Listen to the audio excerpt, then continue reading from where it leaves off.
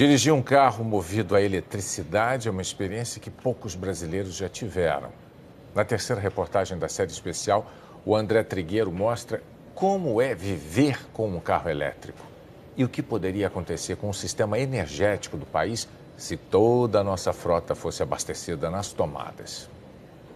Num país tropical, onde o sol é abundante, é possível abastecer o carro elétrico a partir do telhado da própria casa ou do escritório. É o que a gente está vendo aqui. O dono dessa casa em Jaguariúna, na região metropolitana de Campinas, instalou 20 metros quadrados de placas fotovoltaicas. Isso é suficiente para ele abastecer uma moto elétrica, um carro elétrico e a própria casa. Recarregar o carro na tomada leva até 8 horas. O custo é de R$15. Considerando um carro que faça 10 km por litro a gasolina, a gente está falando já de um custo de aproximadamente hoje 40 centavos por quilômetro rodado.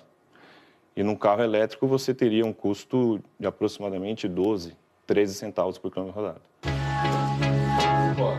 A autonomia é de 150 quilômetros. Uma vez por semana, o Leonardo precisa ir até São Paulo a trabalho.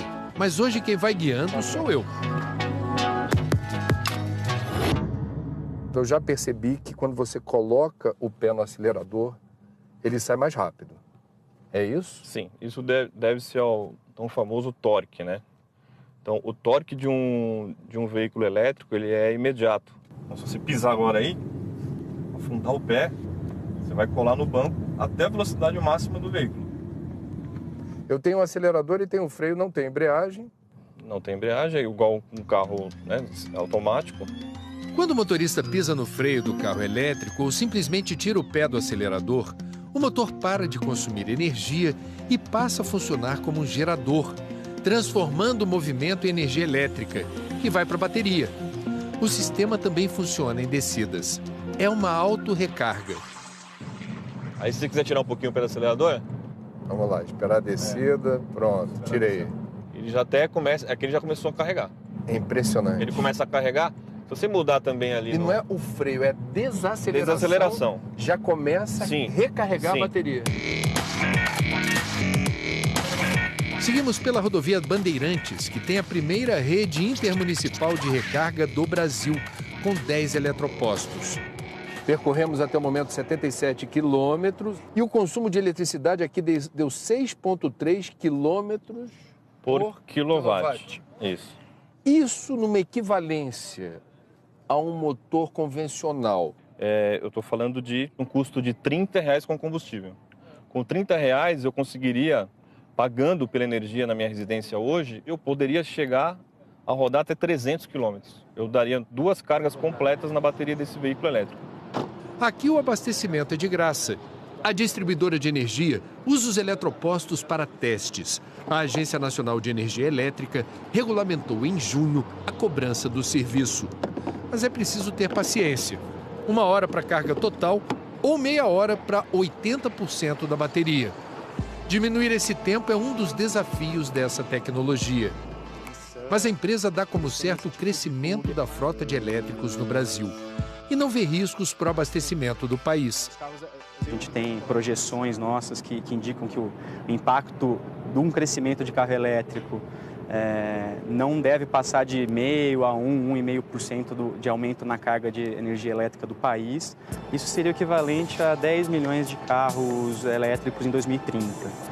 Esse é o cenário mais agressivo que a gente tem, ou seja, é um crescimento muito gradual e que não deve gerar nenhum tipo de risco de abastecimento ou de falta de energia. Só que isso não é consenso. Eu acho que na geração nós temos problemas aí de limite de geração hidráulica, que hoje está existindo, temos até bandeira vermelha, e a distribuição, eu creio que ela não está preparada para receber uma frota tão grande de carros elétricos. Esse professor fez uma estimativa levando em conta uma situação extrema: a eletrificação de toda a frota de veículos leves do Brasil. Isso representaria alguma coisa entre 15% a 20% da demanda de energia elétrica hoje no Brasil. Pelo lado da distribuição, nossos estudos têm indicado que a distribuição precisaria fazer investimentos, sobretudo na parte de transformadores, para lidar com a sobrecarga associada com os veículos elétricos. Este engenheiro estima em 30% o aumento no consumo de energia se toda a frota for elétrica, mas não vê problema nisso. O veículo elétrico pode ser comparado com um ar-condicionado de 12 mil BTUs. Qualquer casa que tiver condição de instalar um ar-condicionado de 12 mil BTUs pode ter um veículo elétrico na garagem. Em suma, eu acho que não seria nenhum impacto significativo a entrada dos veículos elétricos no Brasil. Ele trabalha na maior hidrelétrica do Brasil, que também entrou nessa corrida tecnológica. Além dos vários tipos de carros elétricos que podem ser compartilhados entre os funcionários, Itaipu desenvolveu, em parceria com outras empresas, ônibus, caminhões e até um avião elétrico tripulado. Eu penso que nos próximos 10 anos nós vamos ter mais inovação nessa área de mobilidade do que o que ocorreu nos últimos 50. E o Brasil tem um diferencial importante quando o assunto é carro elétrico. Na hora da recarga, a maior parte da energia é limpa e renovável, vem principalmente das usinas hidrelétricas. Em países como Estados Unidos, Alemanha e China, os combustíveis fósseis são a principal fonte de energia. Ou seja, quem anda de carro elétrico por lá continua poluindo, ainda que indiretamente. Lembra do telhado solar do Leonardo? No carro elétrico dele, não entra energia suja. Existe uma satisfação e a sensação de liberdade e independência incrível. E no final do dia também, eu me sinto até orgulhoso de diretamente ter investido também na infraestrutura do país.